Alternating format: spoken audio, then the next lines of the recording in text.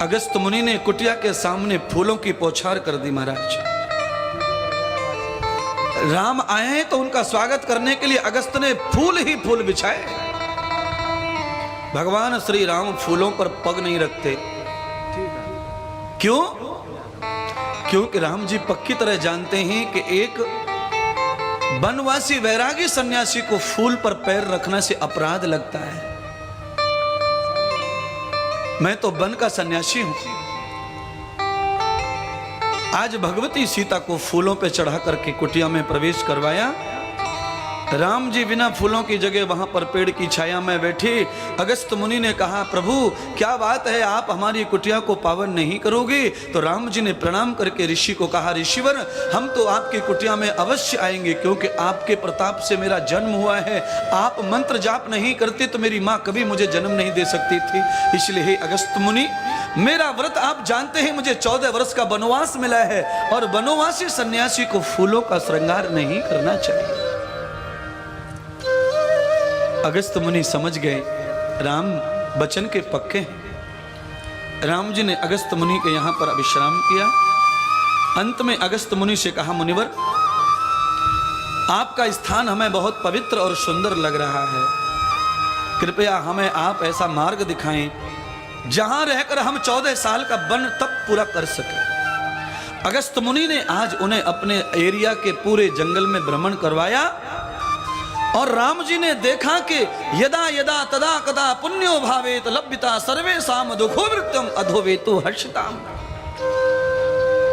राम जी की नजर जगह जगह पर हड्डियों पे पड़ी। यहां सिर पड़ा है किसी का, यहां किसी का घुटना पड़ा है, यहां किसी का हाथ पड़ा है।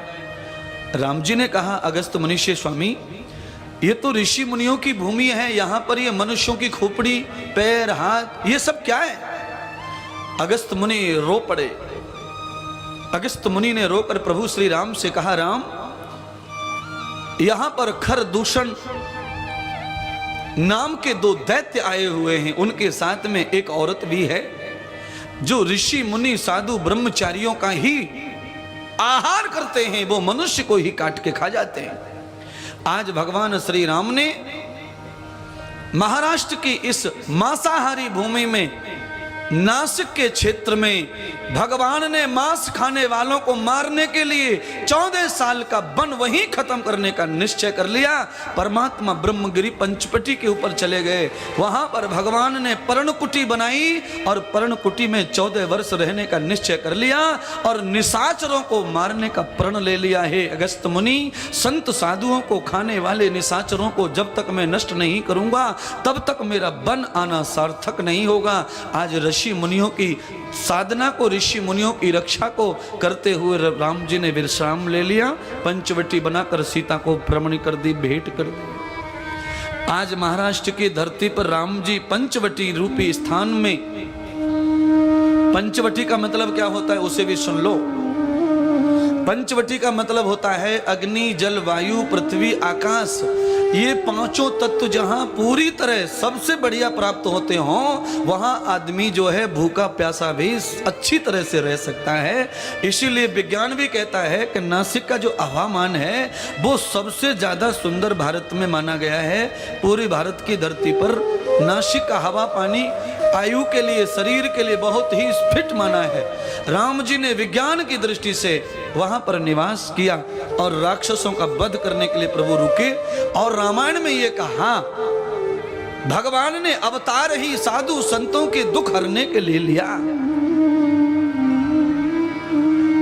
रामायण भी कहती है और गीता में भी भगवान का ये उपदेश आया है, बिना सायच दुष्कृताम संभवामी योगे योगे। साधु पुरुषों पर जब जब विपत्ति, संकट राक्षसों के द्वारा आता है तब तब भगवान युग युग में अपना रूप धारण करते हैं और सज्जनों की पीड़ा को हरण करते हैं, उनके दुखों को हरते हैं। आज अगस्त मुनि के कहने से भगवान ने दक्षिण भारत की धरती पर पंचवटी नाम का स्थान ग्रहण कर लिया। और पांचों तत्वों को जीवित रखने के लिए प्रभु ने आज पर्णकुटी बना करके चारों तरफ की सुंदर मध्यत ब्रह्म हवा को धारण करके आज भगवान लक्ष्मण को कहते हैं, लक्ष्मण जाओ और थोड़ा सा फल या कंद लेके आओ, अब बड़ी भूख लगी है। लक्ष्मण कंद लेकर आते हैं और प्रभु श्री राम और सीता को भोग लगाते हैं और शेष झूठे प्रसाद को लक्ष्मण खाकर विश्राम करते हैं। लक्ष्मण ने 14 साल का ये व्रत लिया है, राम और सीता के झूठा भोजन जो बचेगा मैं वही खाऊंगा।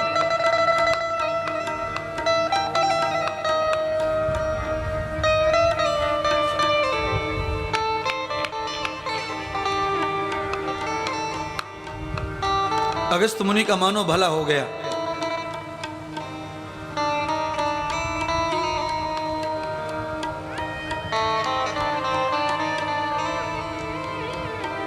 रोज का नित्य नियम चल रहा है, संध्या हवन ध्यान पूजा जो भी उन्हें करना है मानसिक रूप से तीनों प्राणी करते हैं। आज लक्ष्मण जी राम जी की अनुमति मांगते, भैया यहां निशाचरों का राक्षसों का वास है, न जाने कब आक्रमण करेंगे, कब हमारे ऊपर प्रहार करेंगे, इसलिए बहुत दिन हो गए बाण को तैयार नहीं किया है, आज्ञा करें। राम जी ने कहा, लक्ष्मण सही कहते हो, जाओ बाण को तैयार करो, पत्थर पर घसकर उसकी धार निकाल लो। लक्ष्मण बाण घिस रहे हैं। भगवान श्री राम सीता जी के पास में पंचवटी में बड़ के नीचे बैठकर उन्हें प्रवचन कर रहे, उपदेश कर रहे, सत्संग कर रहे। आदमी को सबसे कम भूख और प्यास सत्संग में ही लगती है, ये ध्यान रखो। और इनको भोजन करना ही नहीं है सीता राम जी को, इसीलिए अधिकांश सत्संग जितना भी समय है वो सारा सत्संग में जा रहा है।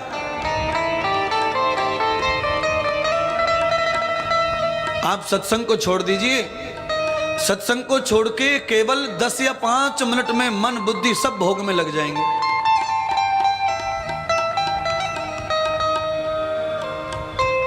जब तक सत्संग में है तब तक बुद्धि विचार मन सब हमारे योग में है, भक्ति में है।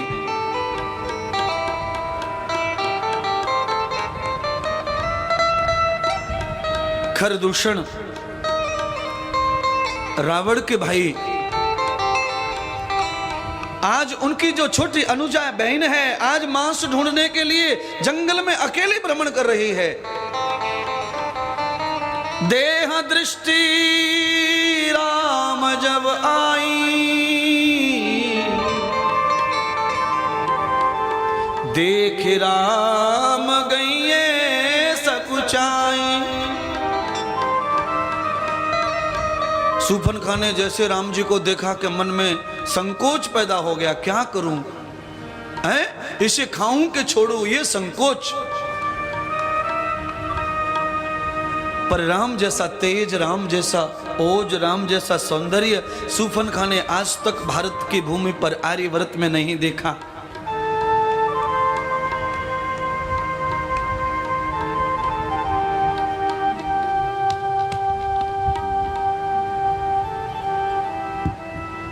पहले मनुष्य का मांस खाया जाता था, बकरे मछली पुछली ये सब चीजें नहीं खाई जाती थी,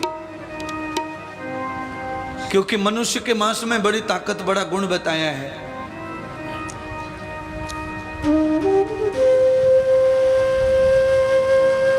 जिनको भी मांस खाने की आदत है वो बिल्ली की तरह अपने ही बच्चों को खाने की आदत बना लो। दूसरे के बच्चे को खाकर अपनी तृप्ति क्यों करना। आपको पता होना चाहिए मनुष्य के शरीर में इतने गुण हैं जितने गुण कहीं नहीं है। इसीलिए सूफन खां मनुष्य का मांस खाती है, मानव का, ऋषि मुनियों का, पवित्र लोगों का। और हम गंधों का मांस खाते हैं। मुर्गी कीड़ा खाती है, हम उसे खाते हैं। मछली कीड़ा खाती है, हम उसे खाते हैं। और सूफन खां मनुष्यों में भी राक्षसों का मांस नहीं खाती है, वो तपस्वी ढूंढ रही है, पवित्र लोगों को ढूंढ रही है।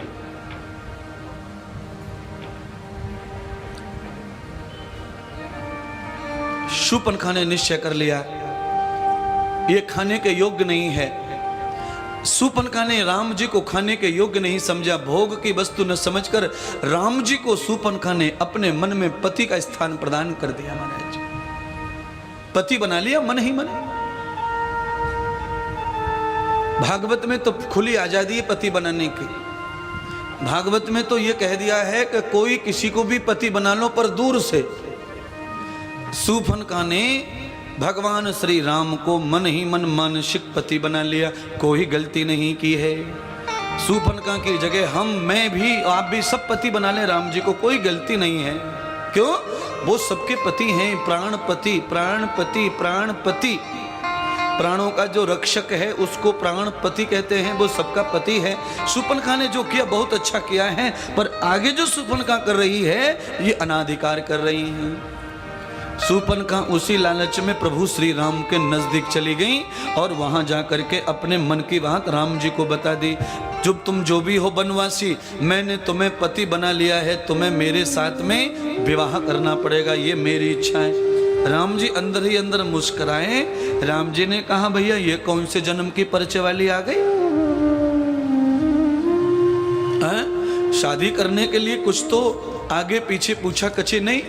शूर्पणखा ने आकर के सीधा का सीधा संबंध जोड़ दिया और उनके मन में जो था वो सब राम जी से झटपट कह दिया।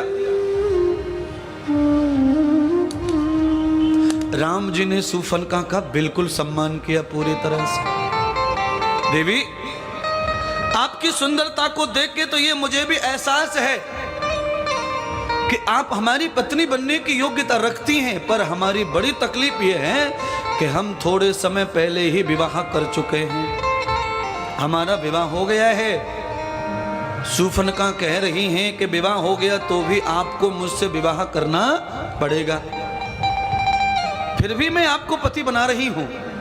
राम जी ने कहा देवी हमारा तीसरा प्रॉब्लम यह है कि हम विधवा नहीं, हमारी पत्नी हमारे साथ है। शूर्पणखा कह रही है तो भी हमने आपको पति बना लिया है, आपको हमारा पति बनना ही पड़ेगा। अंत में राम जी ने और प्रॉब्लम बताई, सीता को हाथ पकड़ के खड़ा किया। देखो आप जैसी ही सुंदरी हमारी बगल में बैठी हैं, ये हमारी अर्धांगिनी हैं, इनके होते हुए हम दूसरी स्त्री कर ही नहीं सकते, ये हमारा अखंड व्रत है। शूर्पणखा कह रही है साथ में रहेगी तो भी चलेगी, पर तुम हम पति बनेंगे ही बनेंगे।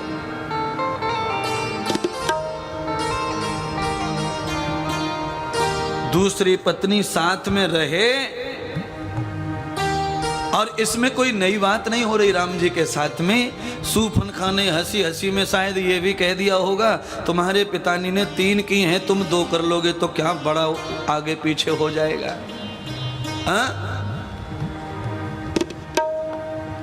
राम जी ने व्रत कर लिया है, पिताजी ने मुझे पाने के लिए भक्तियों का संग किया है। पत्नी का मतलब भक्ति से निकाला गया है, एक रज भक्ति, एक तम भक्ति, एक सत भक्ति। ये तीनों भक्तियां त्रिगुणातीत भक्ति जब होती है तब राम प्रकट होते हैं किसके घर में? दशरथ के घर में। दशरथ कौन होता है? 5 ज्ञानेंद्रियां 5 कर्मेंद्रियों का मालिक आत्मा। ऐसा आत्मा जो 10 का मालिक हो जाए उसकी बुद्धि अधिष्ठ उसकी पत्नी बन जाती है और वहां पर ज्ञान रूपी मर्यादा रूपी राम प्रकट हो जाता है। शाम प्रकट हो जाता है, अथर्व प्रकट हो जाता है, यजुर प्रकट हो जाता है। चारों वेदों के रूप में चारों पुत्र निकल के बाहर आ जाते हैं। राम लक्ष्मण शत्रुघ्न और भरत, ये चारों वेद भगवान के रूप में प्रकट हुए हैं दशरथ के घर में। राम जी ने बड़ी मुश्किल से शूर्पणखा जी को मनाया। देवी कैसे भी करो, थोड़े बरस तक शांति रखो, मेरा अवतार और भी होने वाला है। हे देवी, मैं जब द्वापुर में आऊंगा कृष्ण बनकर वहां तुम्हारी इच्छा भी पूरी कर दूंगा, पर इस जन्म में मैंने जो व्रत लिए हैं वो सब पक्के पूरे किए हैं। आज मैंने वन का व्रत लिया है, मैं वन आया हूं, मेरे पिता मर गए पर छोड़ आया, इसलिए मेरे व्रत में बाधा मत डालिए देवी। राम जी पीछे पड़ी। राम जी ने कहा अवधपुरी की बहू बनने की किसकी इच्छा नहीं होगी? बेचारी के मन की इच्छा तो अच्छी है, पूरी भी होनी चाहिए। जब हमारे द्वार आई हैं तो राम जी ने शूर्पणखा को उपदेश किया, हे देवी, मुझसे छोटे भाई लक्ष्मण हैं, उनकी पत्नी उर्मिला अवधपुरी में है, वो यहाँ मेरे साथ अकेले हैं। आपको अगर हमारे घर की बहू ही बनना है तो आप हमारे भ्राता लक्ष्मण को स्वीकार कर लें। शूर्पणखा ने पूछा, कहाँ है वो? राम जी ने सीधा इशारा कर दिया, देखो वो पत्थर पर बैठे, पत्थर पर बैठ करके जो है धार लगा रहे बाण के ऊपर। शूर्पणखा राम जी को छोड़कर लक्ष्मण जी के पास में चली गई हैं। लक्ष्मण जी ने राम और शूर्पणखा का संवाद अच्छी तरह से सुना और देखा है। लक्ष्मण जी सब देख रहे थे ये क्या चल रहा है। प्यारी बहनों और भाइयों, लक्ष्मण जी ने कहा, देवी पधारो, स्वागत है। अंदर से लक्ष्मण जी ने निश्चय कर लिया कि जो पदार्थ, जो वस्तु, जो जीव, जो मनुष्य राम के द्वार से ठुकरा दिया गया है, वो लक्ष्मण के द्वार भी चलने वाला नहीं है। जैसे राम स्वीकार करेंगे वही लक्ष्मण के चरणों में आएगा, वही स्वीकार होंगे। क्यों? राम और लक्ष्मण की बड़ी जोरदार जोड़ी है महाराज। क्यों? शेष पे नारायण सोए, इसलिए जोड़ी पक्की, अलग हो ही नहीं सकती। क्योंकि राम को आराम ही शेष पे है। राम के साथ लक्ष्मण नहीं होते तो राम आराम नहीं कर सकते। राम जी ने लक्ष्मण को कहा, हे लक्ष्मण, इनकी इतनी सेवा खातिर करो, इतनी मेहमान नवाजी करो कि आज के बाद में ये बेचारी कभी भी किसी पुरुष को ऑफर ना देवे शादी का।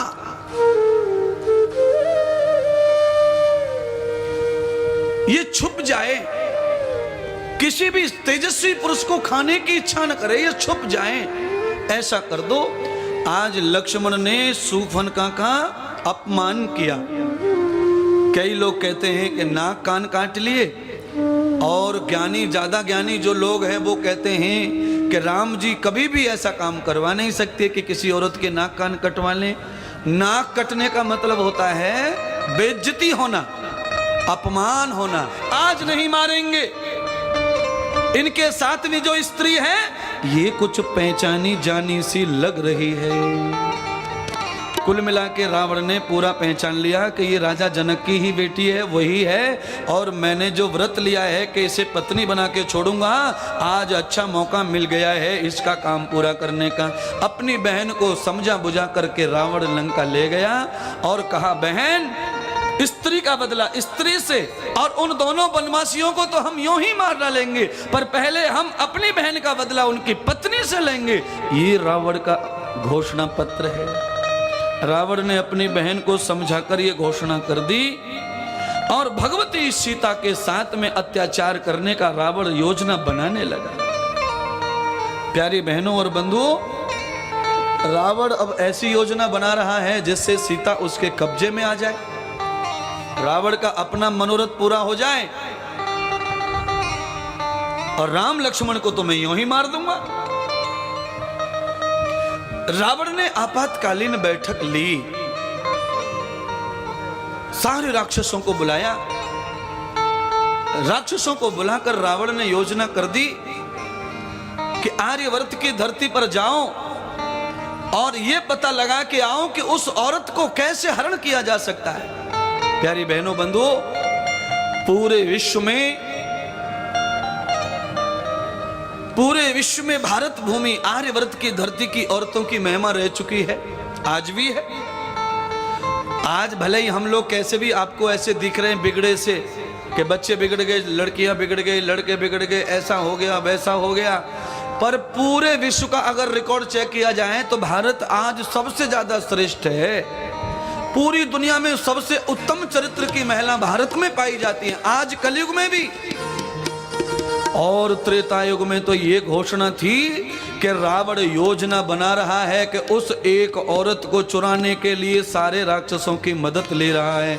ऐसी इतनी बड़ी मेहनत, इतना बड़ा बल, हजारों लाखों लोग लग जाएं तब भी एक महिला को हरण नहीं कर सकते थे। इतनी धर्मात्मा, इतनी पवित्र महिलाएं इस देश में निवास करती हैं। हम लोग अभी भी सबसे उत्तम क्वालिटी में है महाराज।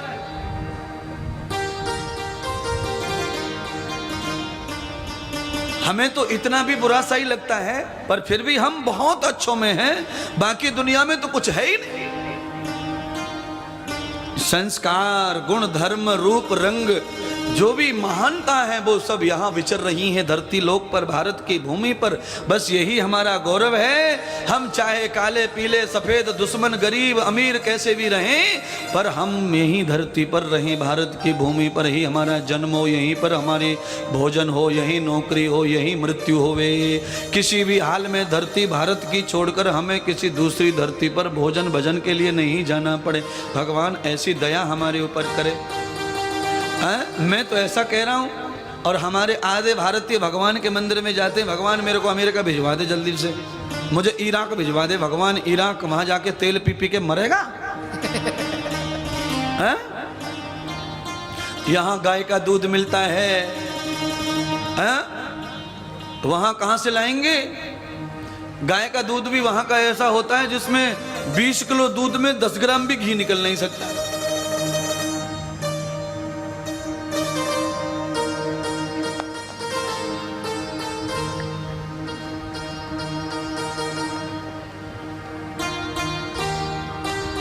इसलिए अपनी संस्कृति, अपना जन्म स्थान, अपना देश माँ के समान प्रिय होना चाहिए। और मुझे लगता है हमें तो प्रिय है। हमारे लोग तो इतनी प्रेम करते हैं अपनी धरती माता से, भारत माता से। और आज वो अवसर आया है, प्रभु श्री राम इसी धरती के पुत्र हैं।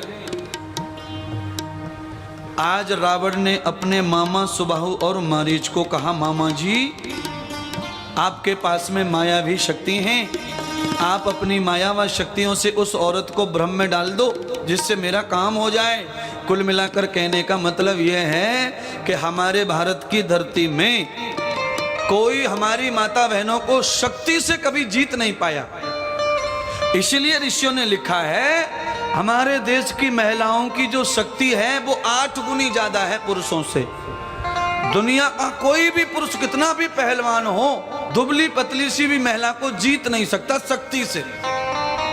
महिला मर्यादा में रहती है, महिला धर्म का पालन करती है, महिला अपने आप को औरत मानती है, माँ मानती है, पत्नी मानती है, बहन मानती है। इसीलिए महिला हमेशा पैर की चप्पल को पैर में रखती है। जिस दिन हाथ में उठा लेती है उस दिन हजारों लोगों के पसीने छुड़ा देती है। हाँ, और हमारे पुरुष मंडली ये अपने जूता चप्पल दोनों हाथ में लेके घूमे तो भी कोई डरने वाला नहीं इनसे। और महिला हाथ में ले ले तो फिर सब काम खराब। 8 गुनी शक्ति ज्यादा बताइए महिला में। पर जैसे 8 गुनी शक्ति बताई है महिला में, वैसे ही शास्त्र में भोजन दुगुना बताया है। अब ये भोजन के बारे में पक्का मालूम नहीं है मुझको, तो आप ही बताओ अपनी गारंटी। भोजन दुगुना लाज चौगनी, काम 8 गुना बतलाते हैं। भोजन दुगना, लाज शर्म हया पुरुषों से चौगुनी है। हाँ, पुरुषों में बहुत कम रहती शर्म लाज, स्त्री में बहुत ज्यादा रहती है। स्त्री में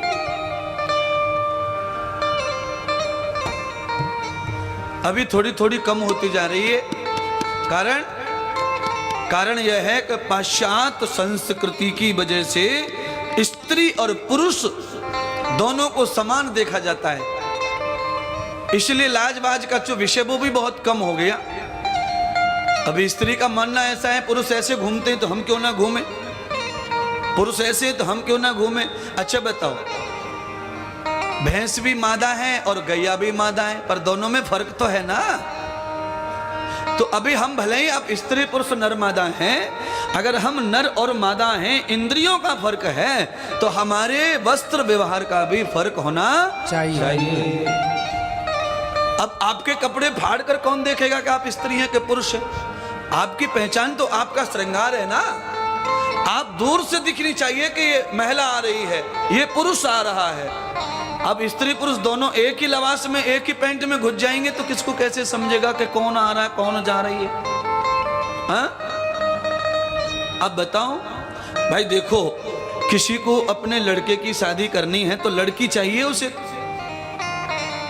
अब लड़की चाहिए तो लड़की जैसी दिखनी तो चाहिए कि लड़की ही है। हमें तो कपड़े लत्तों से ज्यादा कुछ है नहीं, पर हम इतना जरूर जानते हैं कि राम और सीता के वस्त्रों में अंतर है, राधा और कृष्ण के वस्त्रों में अंतर है। हाँ, प्राचीन काल से जो अंतर बना है, जिससे शोभा है हमारी स्त्रीत्व की, वो हमें बचाए रखना है। हमारी शोभा खत्म कर दी तो कुछ नहीं है, फिर हमारे पास बचा ही क्या है? हमारी शोभा वस्त्र से है। अगर वस्त्र से शोभा नहीं होती तो राम वनवास में कभी भी भगवे कपड़े नहीं पहनते। जो कपड़े थे उनसे भी तपस्या हो सकती है, पर नहीं, वस्त्रों का बड़ा प्रभाव है। बिना वस्त्रों के आदमी के जीवन पे प्रभाव पड़ नहीं सकता। आहार से, व्यवहार से ही जीवन पर प्रभाव पड़ता है। वस्त्र बहुत ज्यादा ही प्रभावशाली होते हैं। वस्त्रों से ही व्यक्ति का जितत्व बनता है, तेजस्व बनता है, व्यक्तित्व। अच्छा सुनो, मामा के यहाँ शादी होवे, चावल घुस गए ससुर, आना 24 घंटे 5-6 रहते चावल यहाँ। कितनी भी कंघी कर लो तब तक कंघी करे, डालने वाले तैयार रहते हैं। चावल को वेद शास्त्रों में सबसे बड़ा धन माना है, इसीलिए चावल की आहुति होती है कन्या के विवाह में, और चावल ही वो पीछे फेंक के जाती है। चावल का ही आशीर्वाद होता है, क्योंकि चावल ऐसा पौधा है, चावल ऐसा दान है कि जिसकी स्थापना कोने में होती है और बाद में पूरे खेत में पसर जाता है। वो उठा के लगा दो, बहुत सुंदर उस पे आता है स्थापना, बदलाव। तो चावल की बड़ी महिमा है, वो कभी विस्तार से फिर आपको सुनाएंगे।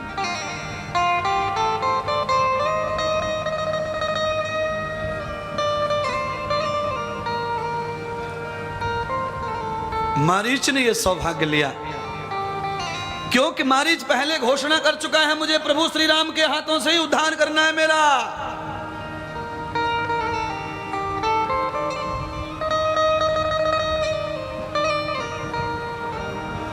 अपने पाप मिटाओ रे, यही समय है प्यारे, और जीवन सफल बनाओ रे, यही समय है प्यारे। जीवन सफल बनाओ रे, यही समय है प्यारे। आज मारीच ने सौभाग्य कर लिया अपना। सीता माता की सेवा में जाऊंगा माया बन के, मायापति के हाथों से मेरा कल्याण हो जाएगा। शरण प्रभु की आओ रे, यही समय है प्यारे। शरण प्रभु की आओ रे, यही समय है प्यारे। ईश्वर के गुण गाओ रे, यही समय है प्यारे। यही समय है प्यारे, यही समय है प्यारे। यही समय है प्यारे, प्यारे यही समय है प्यारे। जीवन सफल बनाओ रे, यही समय है प्यारे। जीवन सफल बनाओ रे, यही समय है प्यारे।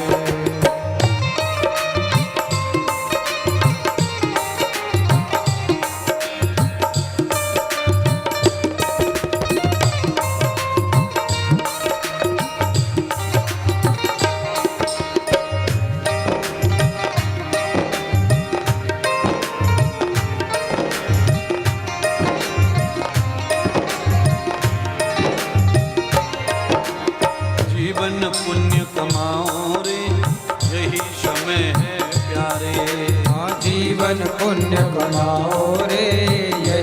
समय है प्यारे। जीवन पुण्य कमाओ रे यही समय है प्यारे। जीवन पुण्य कमाओ रे यही समय है प्यारे। जीवन धन्य बनाओ रे यही समय है प्यारे। प्यारे जीवन धन्य बनाओ रे यही समय है प्यारे। ईश्वर के गुण गाओ रे यही समय है प्यारे। के गुण गाओ रे यही समय है प्यारे।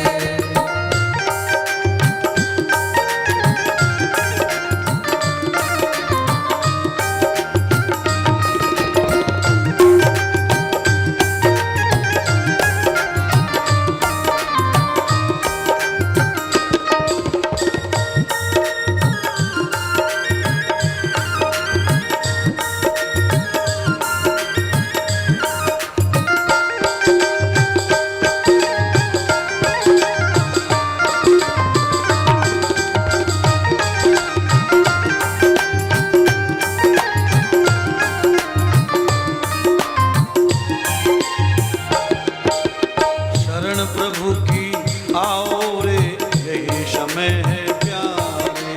शरण प्रभु की आओ रे यही समय है प्यारे। ओ राम के गीत तो गाओ रे राम के के गीत भजन तो गाओ रे यही समय है प्यारे प्यारे। यही समय है प्यारे प्यारे। यही समय है प्यारे प्यारे। यही समय है प्यारे। अपने पाप मिटाओ रे यही समय है प्यारे। अपने पाप बताओ रे यही समय है प्यारे। ईश्वर के गुण गाओ रे यही समय है प्यारे। ईश्वर के गुण गाओ रे यही समय है प्यारे। ओ जीवन सफल बनाओ रे यही समय है प्यारे। यही समय है गाओ रे यही समय है प्यारे। ओ रामा यही समय बनाओ रे यही समय है प्यारे। प्रभु श्री रामचंद्र भगवान भगवान की जय। आज भगवान शिव माता पार्वती को बोध कराते माँ। आज माता पार्वती श्रवण कर रही हैं देवी। आप सब लोग भी कथा का दर्शन करते हैं। आज मारीच ने अपने मन कामना को पूर्ण करने के लिए माया का रूप बनाकर माता के हिरण के रूप में प्रस्तुत हो गया और भगवती सीता महल में अपनी कुटिया में सजी बैठी है। आज भगवती सीता ने देखा कि एक सुंदर सा सोने जैसी चमड़ी लपेटकर छोटा सा बालक हिरण का कुटिया के सामने बार बार आ और जा रहा है। भगवती माता ने प्रभु श्री राम को इशारा किया, प्रभु इस जंगल में बड़ी अकेली हूं और मेरा मन नहीं लगता, इसीलिए मेरी इच्छा है जंगली जानवरों में सबसे पवित्र जानवर हो हिरण होता है और ये हिरण का बच्चा मुझे बड़ा मन मोह गया है। इसलिए हे प्रभु राम, आज अपनी पत्नी की इतनी इच्छा पूरी करो कि इस हिरण के बच्चे को मैं पाल लूं, इसकी सेवा करूं, जिससे मेरा मनोरथ लगा रहे। भगवान राम ने कहा कि पत्नी ने आज पहली बार कुछ मांगा है।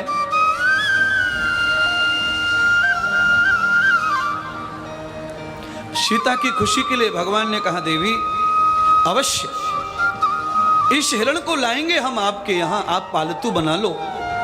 भगवान श्री राम खड़े होकर सीता की प्रसन्नता के लिए हिरण के बच्चे को पकड़ने के लिए कुटिया से बाहर आए। जैसे ही प्रभु श्री राम जी ने हिरण को पुचकी मारी, प्यार दिया, जैसे ही राम भगवान हिरण के पीछे पीछे चलने लगे, भाई रुक जाओ, अरे रुक जाओ। राम जी पीछे, हिरण भी पीछे।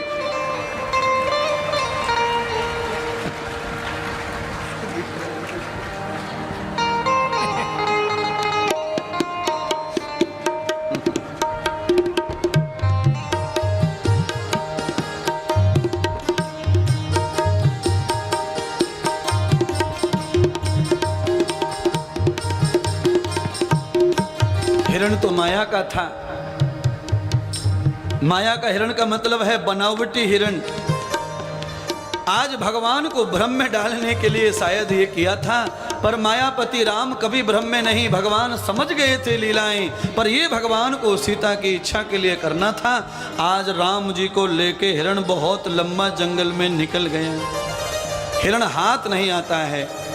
भगवान राम कहते हैं इतनी दूर आ गया, पर भागे चला जा रहा है और भगवान के अस्त्र शस्त्र से डर रहा था, भयभीत हो रहा था। भगवान ने लंगड़ा करने के लिए बाण छोड़कर पैर को घायल करने का विचार किया।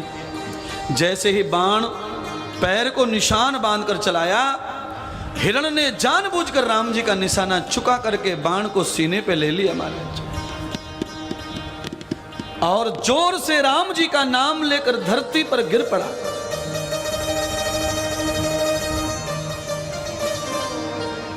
और जैसे ही हाय तौबा की आवाज सीता के कानों में पड़ी, सीता जी ने प्रिय देवर लक्ष्मण को कहा, भैया मुझे ऐसा लग रहा है कि राम जी घनी दूर चले गए हैं।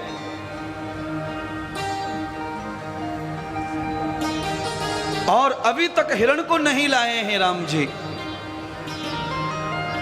मुझे लगता है कि राम के ऊपर कोई विपत्ति आई है। मेरा मन बार बार घबरा रहा है। हे लक्ष्मण, अपनी भाभी की आज्ञा लेके आप जाइए और प्रभु श्री राम की रक्षा करो।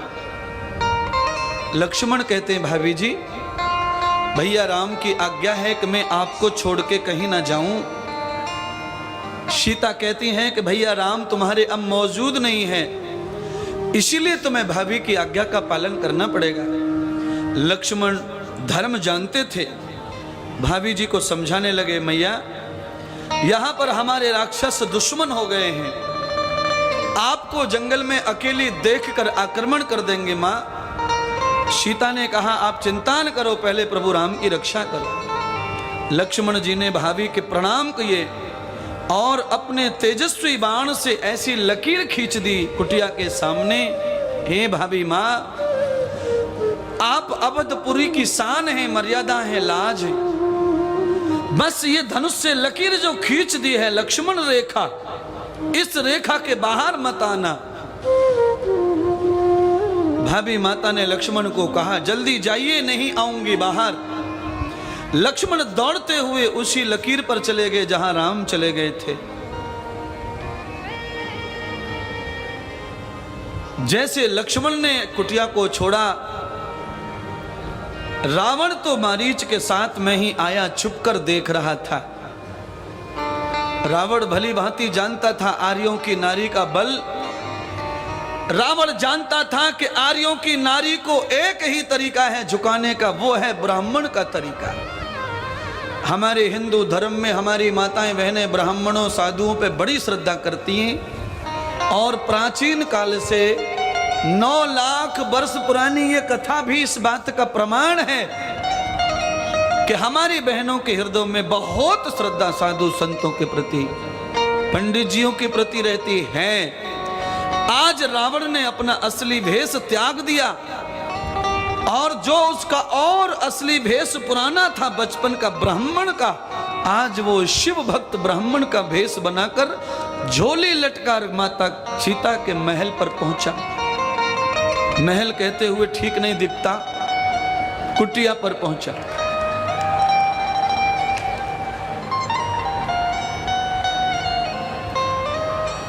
रावण ने आकर कुटिया के सामने खड़े होकर कहा, अगर कोई कुटिया में है तो आज इस जंगल में ब्राह्मण को भिक्षा दो, ब्राह्मण बहुत दिनों से भूखा है। और सचमुच में रावण की अपनी भूख थी। जानकी के स्वयंवर से ही रावण को सीता की भूख थी। भगवती सीता ने देखा कुटिया में से झांक कर तो बहुत ही तेजस्वी ब्राह्मण था, शिवजी का तिलक लगा था।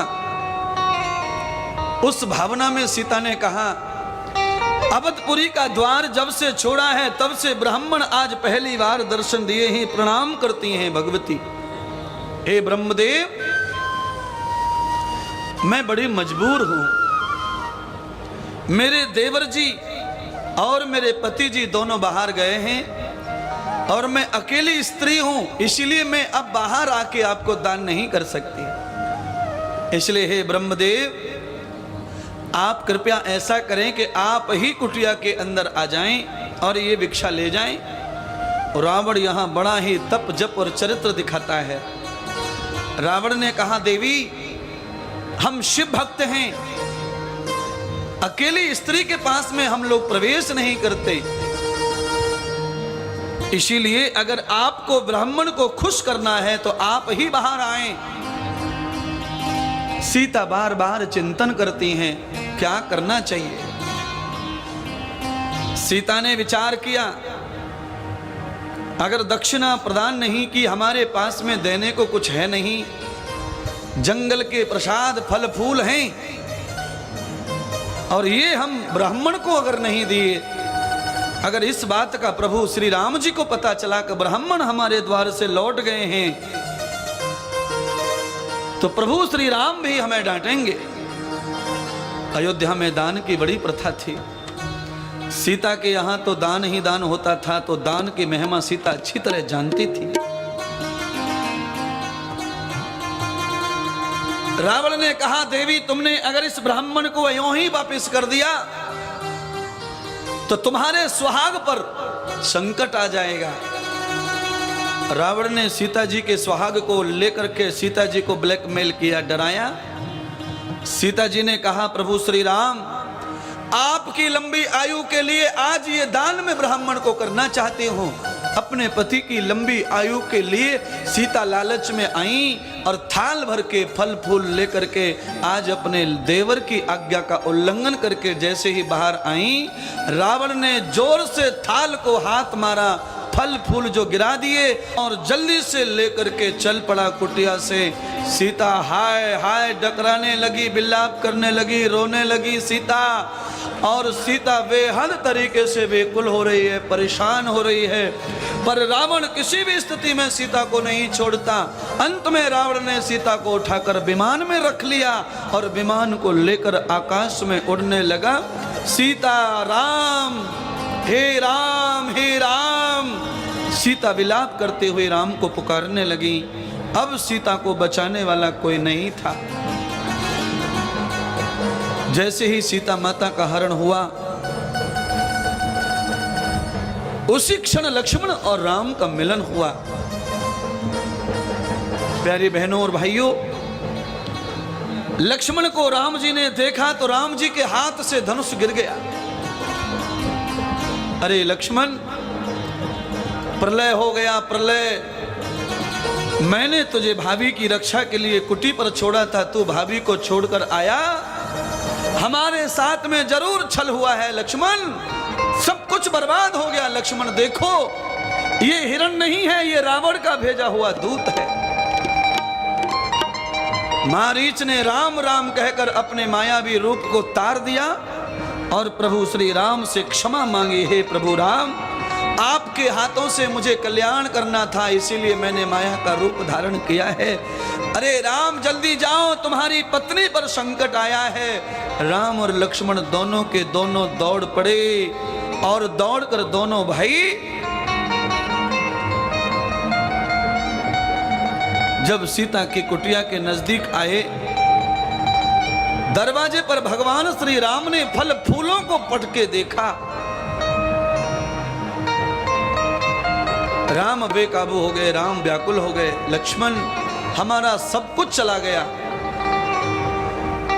कोई जानवर आया, कोई हिंसक जानवर, जिसने सीता के ऊपर आक्रमण किया है। देखो ये क्या हाल हो रहा है कुटी का।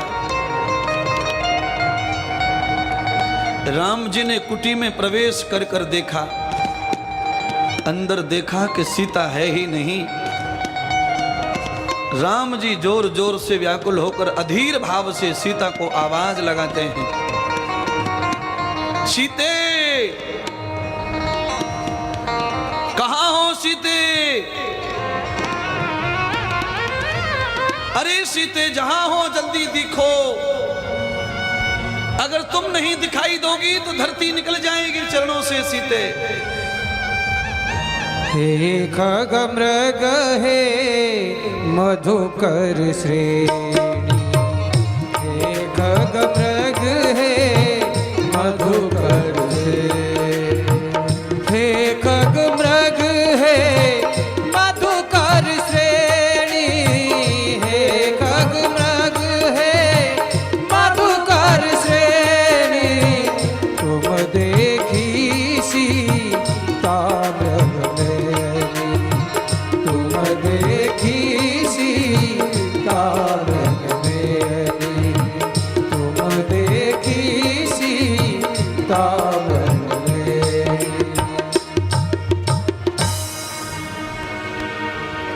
प्रभु श्री राम जी ने सीता जी का पता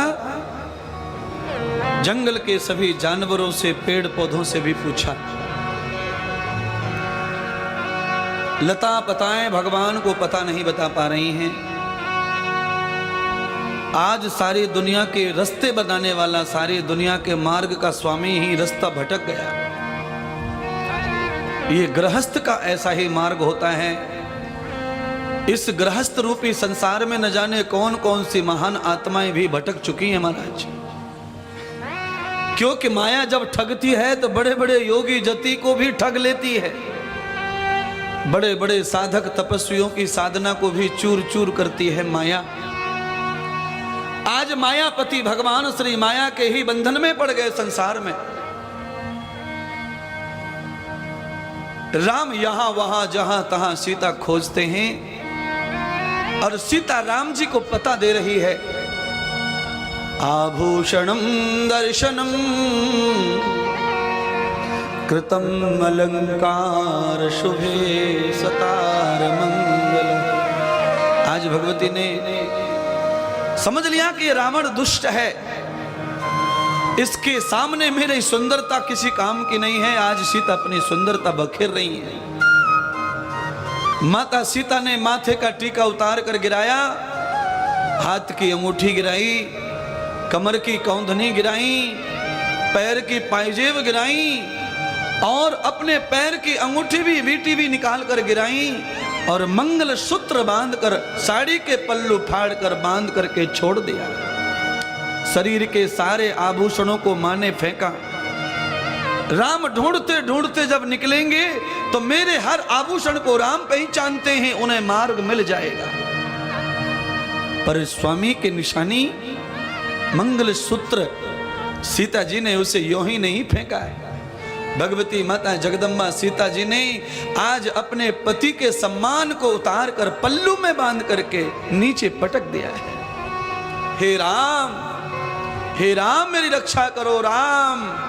जैसे ही राम राम की आवाज सुनी आकाश में उड़ते हुए गीधराज जटायु ने, आज वो राम का भक्त अपने किसी भक्त को बचाने के लिए रावण से डट गया।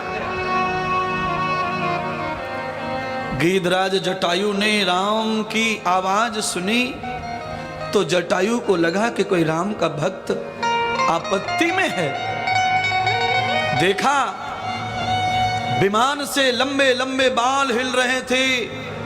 गीधराज जटायु को पता चल गया अवश्य कोई नारी विपत्ति में है। गीधराज जटायु ने कहा, हे दशानन, स्त्री अबला होती है, उसे मत सताओ। राम राम की दुहाई करने वाली स्त्री को रावण तुम मेरे होते हुए ले जा नहीं सकते। प्यारी बहनों, ये जो कथा है ना, ये कौन सा ज्ञान दे रही है? ध्यान से सुनो। जब कोई हमारे प्राण चुरा रहा हो, जब कोई हमारी धर्म को चुरा रहा हो, जब कोई हमारी संपत्ति चुरा रहा हो, उस समय हम सारी दुनिया का ध्यान भूलकर राम की आवाज लगाते रहे, राम बचाओ, तो राम नहीं तो राम का कोई दूत आकर हमें बचाने की अवश्य कोशिश करता है। विपत्ति के काल में किसी को आजू बाजू बगल में ज्यादा आवाज मत लगाइए, राम की शरण में जाओ। गीधराज जटायु का बहनों भाइयों युद्ध हुआ रावण के साथ में। जटायु ने इतना युद्ध किया रावण से कि रावण को पसीना छुड़ा दिया। पर 10 दिशाओं को जीतने वाला रावण जटायु से कमजोर नहीं पड़ा। अंत में राम कथा कहती है कि रावण की तेज धार तलवार से जटायु की चोंच कटी पहले, फिर पंख काट दिए। जब उड़ने का साधन जटायु के पास नहीं रहा तो जटायु घायल होकर धरती में गिर पड़ा। जटायु के शरीर से रक्त बहा जा रहा है, शरीर में रक्त की कमी हो रही है, जटायु के प्राण जाएंगे। अब जटायु राम राम कहकर कहता है, राम मुझे केवल इतनी और मोहलत दे दो जीने की कि मैं सीता का पता बता दूं कि उसे कौन चुरा के ले गया है। प्राणों के प्यारे नैनों के तारे, कब आओगे राम हमारे, कब आओगे राम हमारे, कब आओगे राम हमारे, कब आओगे राम हमारे। प्राणों के प्यारे नैनों के तारे, कब आओगे राम हमारे, कब आओगे राम हमारे, कब आओगे राम हमारे, कब आओगे राम हमारे। जटायु प्रार्थना कर रहा है, हे प्राण प्रिय परमात्मा आ जाओ, भगवती सीता का पता ले जाओ। खून जिगर से बहा जा रहा है, खून जिगर से बहा जा रहा है। दर्द से कांपे थर थर जिया है, दर्द से कांपे थर थर जिया है। चलते चलते उस रावण ने चलते चलते उस रावण ने बहुत घाव दे डारे। अब आओगे राम हमारे, अब आओगे राम हमारे। प्राणों के प्यारे नैनों के तारे, अब आओगे राम हमारे, अब आओगे राम हमारे, अब आओगे राम हमारे।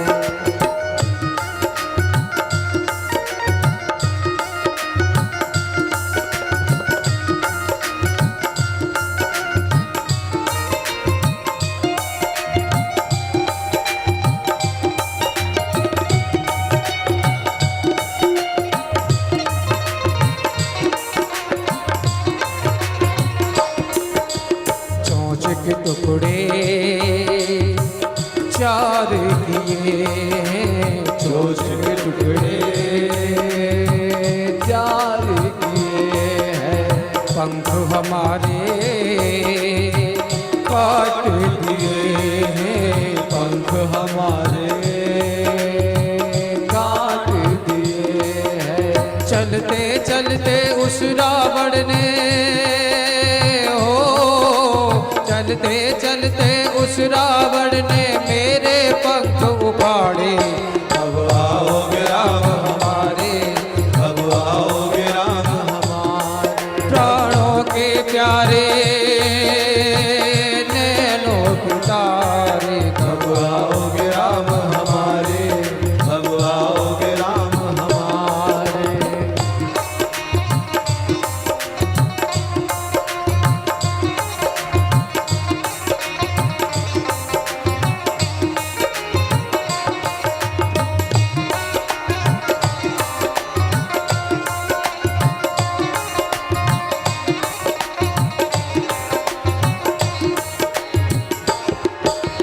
श्वास आखिरी अब है हमारी, श्वास आखिरी अब है हमारी। कब आओगे ओ धनुधारी, कब आओगे ओ धनुधारी। सांस आखिरी